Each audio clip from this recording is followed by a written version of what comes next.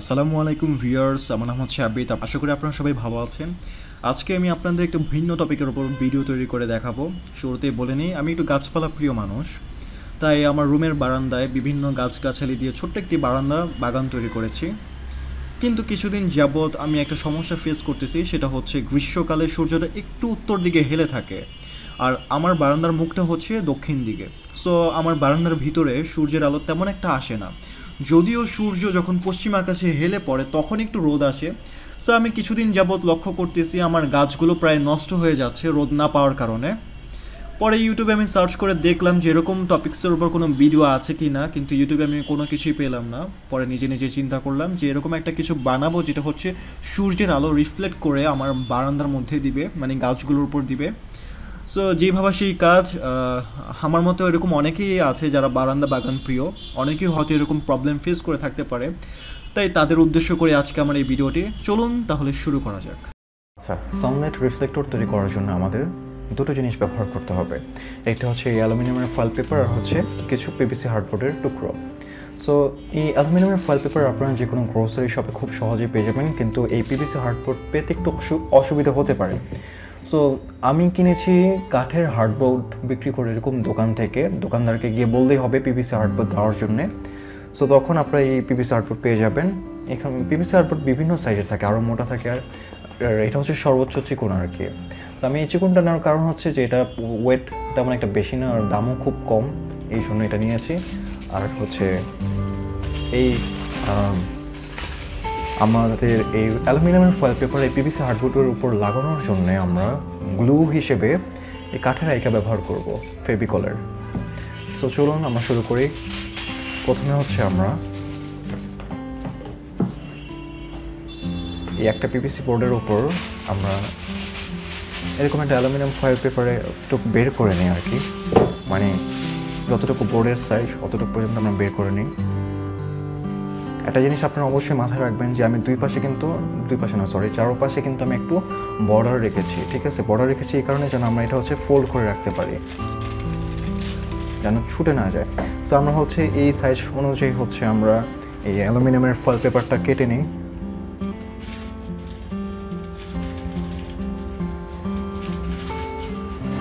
অ্যালুমিনিয়ামের এই foil paper খুবই পাতলা, এটা যে কোনো মানে একটু টান লাগলে ছিঁড়ে যায়।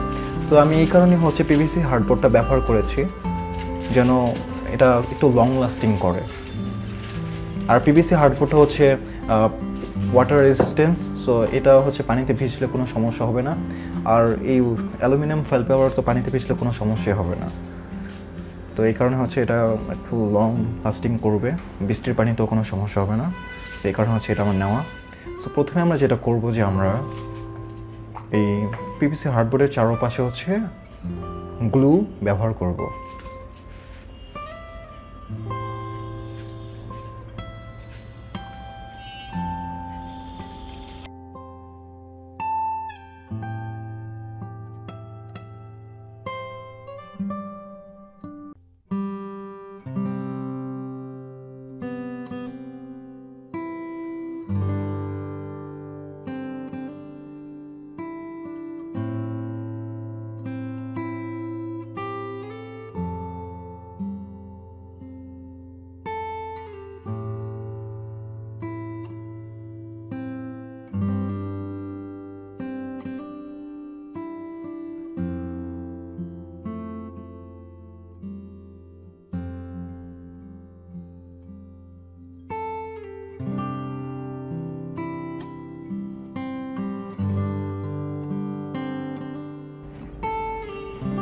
ওকে, সো আমি গ্লু দেওয়া কমপ্লিট করে নিয়েছি, চারপাশে গ্লু দিয়ে দিয়েছি। এখন এই ফয়েল পেপারটা জাস্ট সিম্পলি আমরা হচ্ছে এটার উপর সেট করে ফেলবো।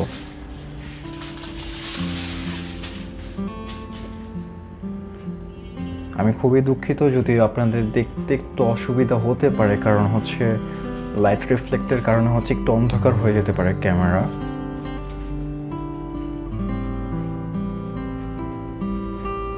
ওকে, সো চারপাশে আমরা একটু বর্ডার রেখে হচ্ছে এটা আমরা সেট করে ফেলি।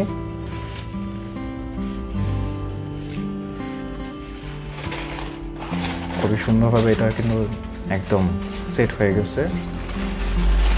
ওকে, তো এখন হচ্ছে আমরা চারপাশে হচ্ছে বর্ডারটা ফোল্ড করে ফেলি।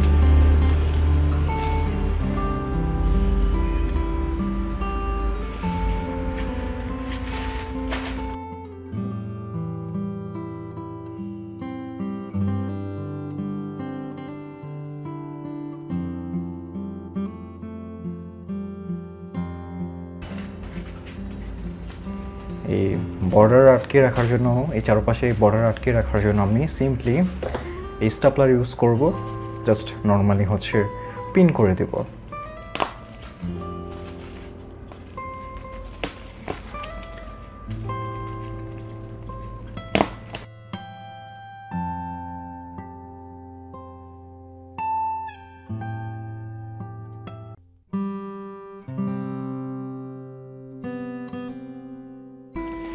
সো সিম্পলি আমরা DIY সান রিফ্লেক্টর তৈরি করে ফেললাম, আপনারা দেখতেছেন।